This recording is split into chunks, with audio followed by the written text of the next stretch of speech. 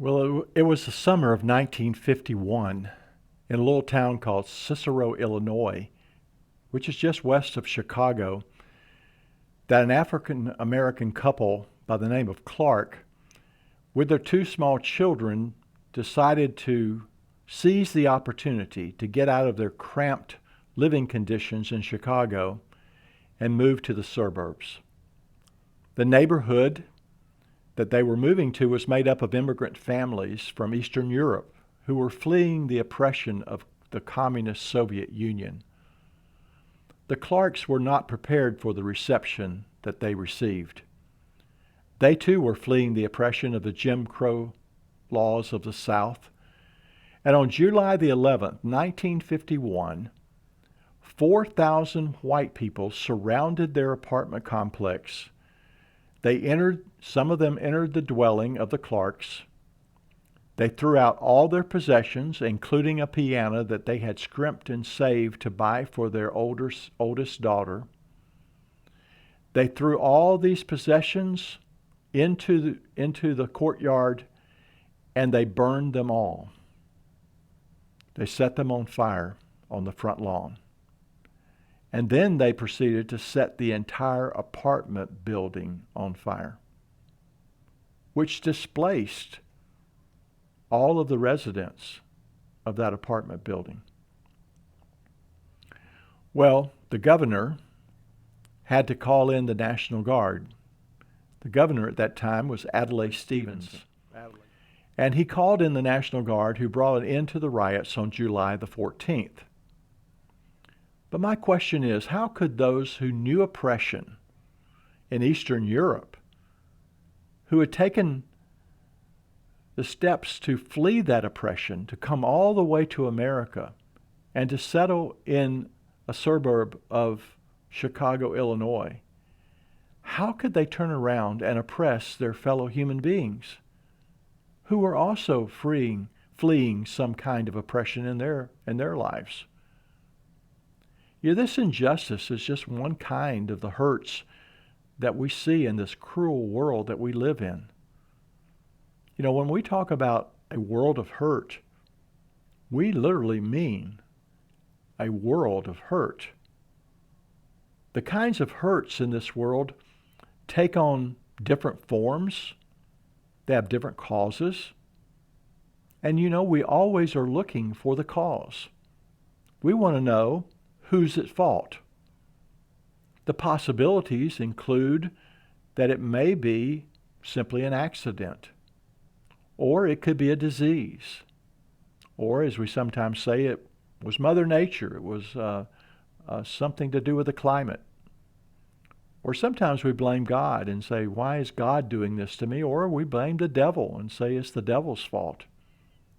Sometimes it's clearly the fault of other people who bring hurt into our lives, and often it is self-inflicted hurt. We won't be spending a lot of time on what I call the big question, the question about why does an all-powerful good God allow pain to exist in this world? Rather, our focus is going to be on the fact that hurt does exist. And we have to deal with it. And how are we dealing with it? The three kinds of hurts that we're going to look at in the course of this series is the hurts that are brought on because of our own personal sins. Then we're going to look at the hurts that are caused by the injustices of other people that affect us. And then finally, we will look at the hurts that are in our lives because of sacrificial love. Now, when I started this series, I needed something, a visual. And I found it in a man named Archimedes. Archimedes was a mathematician, and he said, if you give me a place to stand, and if you give me a fulcrum and a lever long enough, I can move the world. Well, if we can find a place to stand and a lever long enough, and if we can pinpoint the fulcrum of hurt in our lives, then we can move this world of hurt and we can use it to make a difference in our lives and in the lives of other people. And so as we begin this series today, I want you to remember that this is a training. This is not simply a class where I'm going to just give you a bunch of information. This is a training.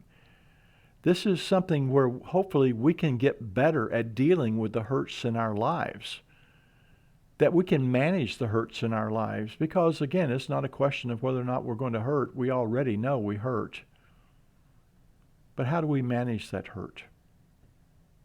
How do we understand hurt? How do we deal with it? As I said, we're going to look at three kinds of hurt. We're going to look at the hurts that's caused by our own personal sin or decision.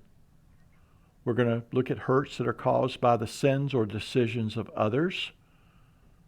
And then we're going to look at hurt that is caused by our sacrificial love for others. But before we consider those kinds of hurts, I want to go over a few things with you that in general I think will help us as we pursue this training. First of all, we probably will be experiencing more than one kind of hurt at the same time. In fact, I can almost assure you that you will experience more than one kind of hurt at one time. It's just the way it is. And those hurts are of different kinds and different natures. And so don't think that hurt is kind of like landing airplanes. You know, usually if there's one runway, then the airport air traffic controller is landing one plane at a time, and they're waiting till he gets out of the way and he finds a parking place, and then they land another plane. That's not the way it is with hurts.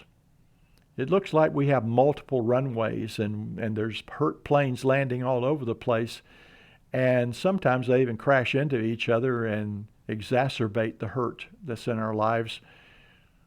But there is most assuredly more than one kind of hurt going on in your life at any one time. The second thing I want you to remember is that we may have trouble distinguishing one kind of hurt from the other because they tend to merge and they get clumped together into one big hurt. Now, some hurts are a little easier to distinguish. If I have a toothache, then I kind of know it's a toothache. But the toothache might give me a headache, and the headache might make my mind fuzzy, and then I make a mistake and I have an accident that leads to another kind of hurt coming into my life, and then that accident causes me to worry about how I'm going to take care of things, and now I have anxiety in my life, and then I begin to question, where is God in all of this? And then I have spiritual hurt in my life. As you can see, it all kind of gets rolled up into one ball. I remember one time, I can remember back in graduate school, it was a long time ago, that we had a professor. He was a psychiatrist, and he was teaching us in counseling courses about how to distinguish one hurt from another, one problem from another. And so he would give us these clinical trials, and he would say, here is a case. Now I want you to tell me, is the problem spiritual? Is it emotional? Or is it physical? What is the presenting problem? What is the real root of the issue in this person's life? And we would read it, and we would all come to different conclusions as to what was the real problem in the person's lives, because at some point it affected all areas of our lives. And that's the way hurt is, that hurt affects us in all areas of our life, even though it may have a particular pathology. And we will talk about maybe how to distinguish some of those things. But the third thing, if we can keep our hurt somewhat separated, then we can more effectively make decisions on how to address the hurts in our lives. Now, I know that's not always possible, particularly the longer the hurts have gone on. We just don't know where one hurt ends and the other begins. But if I can separate out a physical hurt that I have going on, and I can then address it and do what I need to do in the physical part of dealing with that hurt, and try to keep it separated from an emotional reaction or emotional response, or even from a spiritual response, then I can I can deal with each one of those kind of independently of each other. Now, I know that's asking a lot, and we won't always be able to do that. Number four thing I want to point out is that some hurts are noisier than others, and they demand more immediate attention. And so when you have a hurt that comes into your life and it is very traumatic and it's very noisy and it just eats all your time and energy and sucks all the energy out of the room because it is just so prevailing, then you kind of got to get that one quietened down. You got to be able to deal with the most immediate and the noisiest hurt, so that once it's quietened down, then what number 5 says, the noisiest hurts are not necessarily the most serious hurts. They're just noisy. Sometimes when you can quieten down the noisy ones, you can listen and hear how to deal with the more serious hurts that are in your life. And then in number 6, hurts require attention. Inattention and indecision exacerbates and compounds the hurts. You know, we are people that just like to procrastinate, put things off, ignore symptoms. We just like to not deal with stuff. But when you have serious hurts in your life, you need to deal with it. You know, there are people in this world who have trouble dealing with even minor cuts and bruises and things that happen to them when a person's diabetic, or when a person has, I understand, when they have leprosy and they lose feeling in certain parts of their body, it's particularly in their extremities, and they get a cut or something and they don't notice it and they get an infection in it. It can lead to amputation. It can lead to all kinds of problems in their life, because it started out probably as a very small thing, but because it wasn't dealt with, it turned into a very big thing. And so the hurts in our lives are hurts that we need to deal with in appropriate ways as soon as we can. In other words, we kind of need to keep our plate clean if possible. Now, before we end this session today, I want to ask you a series of questions, and then I want to share 2 scriptures with you in order to get this introduction kicked off. So here are some questions. Is the hurt that you're experiencing, is it physical? Is it mental? Is it emotional? Or is it spiritual? Or is it a combination of all of those? Now, just by asking those questions and by sitting down and trying to list them out and being able to analyze them a little bit is a start for knowing how to deal with the hurts in your life. You know, often when people come to me and they will present a problem, they'll present it on a 30,000-foot level. And they'll say, well, this is what's going on in my life. And then I'll say, well, tell me about that. And we kind of bear down in that. We drill down into it. And I find out that what they told me to begin with was merely a symptom of something much deeper. And we begin to get down to the real issues, and we find out what the real source of the hurt was coming from. But if I can isolate and I can see, is it physical, mental, emotional, spiritual, then it gives me some places to work. And so you can do the same thing. You can learn how to ask those questions in your life. And then secondly, can you identify a choice that you made that led to the hurt that you're experiencing in your life? You see, because it's going to be very important that if you made a decision or if you made a choice that led to the hurt that you're experiencing in your life, then you need to own it. You need to take responsibility for that. Now, it may be a partial reason for the hurt that you're in, but whatever degree that you have contributed to the hurt that is in your life, that will help you to deal with it in an effective way. The third thing I would point out, the question I would ask is, did someone else hurt you? Were you hurt by someone else? And again, if that's the case, that you were hurt by someone else, then you need to identify that. You need to understand that. When did this happen? How old were you when this happened? Because if you were very young, you had certain resources at your disposal at a very young age that served you then, but probably didn't serve you as well as it serves you now, because you have resources now as an older person, life experiences, understandings, and your faith and many things that help you now that maybe you didn't have when the hurt occurred at a young age. So how old you were can make a big difference as to when the hurt occurred. And then if you were young, did someone fail to protect you? Because if there were people who should have protected you at that young age and they didn't protect you, then that can exacerbate and add to the hurt. And then what have you done to try to address these hurts? Have you done anything about them? Or are they just kind of lying inside of you? Are they kind of dormant, maybe even inside of you? Maybe you haven't even thought about it in a while, and then something happens to trigger that hurt, and it brings it to the surface.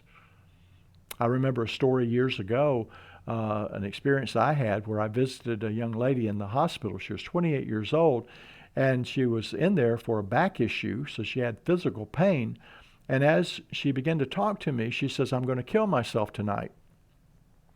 And she told me how she was going to do it and so forth. And I said, "Well, you're probably not going to do it tonight because I'm going to have someone sit in the room with you all night long." And they put a nurse in the room or a nurse's aide in the room all night long with her so that she couldn't do anything. I came back the next night and I said, "What's going on? Let's talk about this." And she told me a story that happened when she was 14 years of age, something very traumatic that happened in her life, and she had never told another human being in 14 years.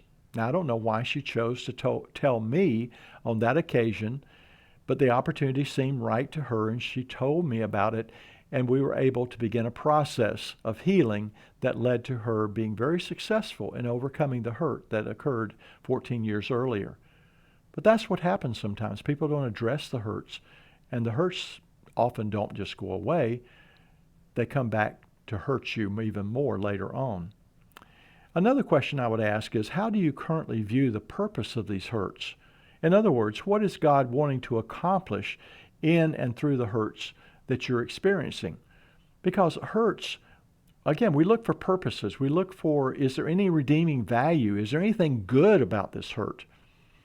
You know, back in 2004, when a little girl named Carly Bruscia was found on our church property here at Central in Sarasota, it was a very dark time. It was a time of pain and suffering on many levels for our community, for our church, especially for the family and the friends of Carly. And we were going through all of this together, and we were trying to make sense of some of this. It was horrendous what had happened to her. And so we decided as a church that we had to make a statement. We had to take a stand. And so we began to talk about light out of the darkness. Is there some light that can come out of the darkness of your hurt? And we need to be looking for that light, because sometimes we get so down into the hurt that we're not looking for the light. We're not looking for the good that can come out of that. And then finally, are your hurts because of your living sacrificially for God or for others? Sometimes our hurts are simply there because we open ourselves up to the risk of being hurt. Whenever you bring a child into this world, guess what? You're going to get hurt. But you think the hurt is worth it. The risk is worth it. And so we think about those kinds of hurts. Now I want to introduce you to two key scriptures, and we will, in one way or another, be referring to these scriptures in the course of this training that we are going to be doing over the next 13 weeks. The first one is found in Romans chapter 5. We'll begin in verse 1 and go down to verse 5. Romans chapter 5, verses 1 through 5. Now, I want you to get your Bibles. I want you to read this. Paul says, "Therefore, since we have been justified through faith, we have peace with God through our Lord Jesus Christ, through whom we have gained access by faith into this grace in which we now stand. And we rejoice in the hope of the glory of God. Not only so, but we also rejoice in our sufferings, because we know that suffering produces perseverance, and perseverance, character, and character, hope. And hope does not disappoint us, because God has poured out his love into our hearts by the Holy Spirit, whom he has given to us." Now, I'm sure that the phrase that stands out the most in this passage is that we also rejoice in our sufferings. How in the world can we rejoice in our sufferings? The only way I know to do that is to see some redeeming value in the sufferings that we are going through. Now, the second passage is very similar to it and is found in James chapter 1, and we'll begin in verse 2, and we'll read down to verse 8. James says, "Consider it pure joy, my brothers, whenever you face trials of many kinds, because you know that the testing of your faith develops perseverance. Perseverance must finish its work so that you may be mature and complete, not lacking anything. If any of you lacks wisdom, he should ask God, who gives generously to all without finding fault, and it will be given to him. But when he asks, he must believe and not doubt, because he who doubts is like a wave of the sea, blown and tossed by the wind. That man should not think he will receive anything from the Lord. He is a double-minded man, unstable in all he does." And again, the phrase that probably jumps out at us is in the very beginning when it says, "Consider it pure joy, my brothers, whenever you face trials of many kinds." How can we rejoice in our sufferings? How can we consider the trials of life pure joy? Well, that's why we need some training. That's why we need to understand this world of hurt that we live in. So I'm hoping that you'll join us for the journey, that you'll stay with us, that you'll let us know if you want to contact us, you want to ask questions, you want to maybe even talk by phone. The best way to initially reach out to us is go to our website at centralsarasota.org, and you'll find a place there where you can correspond with us. Leave your information, we'll get back with you, and we can have a conversation about your hurts if you need to talk to us about that. But we're wanting to lay out a plan, a case, and we'll do it slowly, and we'll do it in a way where I think all of us can gain some real understanding about the hurts that are in this world. So today, God bless you. Thank you for joining us, and I look forward to being with you again real soon.